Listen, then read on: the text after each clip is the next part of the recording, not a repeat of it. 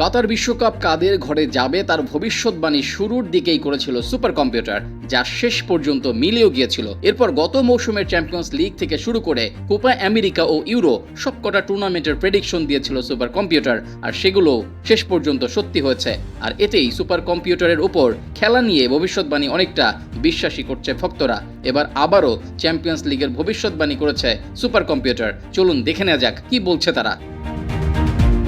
Champions league শুরু হওয়ার আগেই সমীকরণ মেলানো নতুন কোনো বিষয় নয়। বিভিন্নভাবে ফুটবল পণ্ডিতরা কোন দল কেমন করবেন এর বিশ্লেষণ করে থাকেন। সবার সাথে ভবিষ্যৎবাণীর তালিকায় বরাবরই এগিয়ে থাকে ফুটবলের পরিসংখ্যান ভিত্তিক প্রতিষ্ঠান অপটা।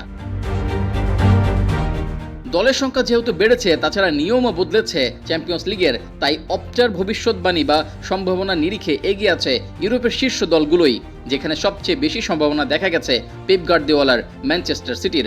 অপটার হিসাবে এবার সিটির চ্যাম্পিয়ন হওয়ার সম্ভাবনা 25.3% এবং ফাইনালে খেলার সম্ভাবনা 39.9%।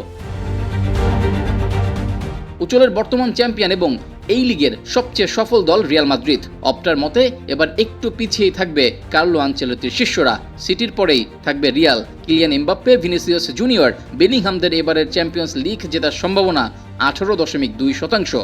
শীর্ষ 10-এ থাকা অন্য দলগুলো Inter Milan, Arsenal, Bayer Leverkusen, Barcelona, Liverpool, Bayern Munich, PSG ও লাইপজিগ। চ্যাম্পিয়ন্স লিগে এবারই প্রথমবারের মতো অংশ নেবে 4টি দল: বেলোনা, ব্রেস্ট, জিরোনা ও স্লোভান ব্রাতিস্লাভা। এছাড়া 42 বছর পর চ্যাম্পিয়ন্স লিগে ফিরল অ্যাস্টন ভিলা। অপটার হিসাবে এই দলগুলোর শিরোপা জয়ের সম্ভাবনা নেই বললেই চলে। সাবেক ইউরোপিয়ান চ্যাম্পিয়ন্স অ্যাস্টন ভিলার চ্যাম্পিয়ন্স লিগ জয়ের সম্ভাবনা 0.2%।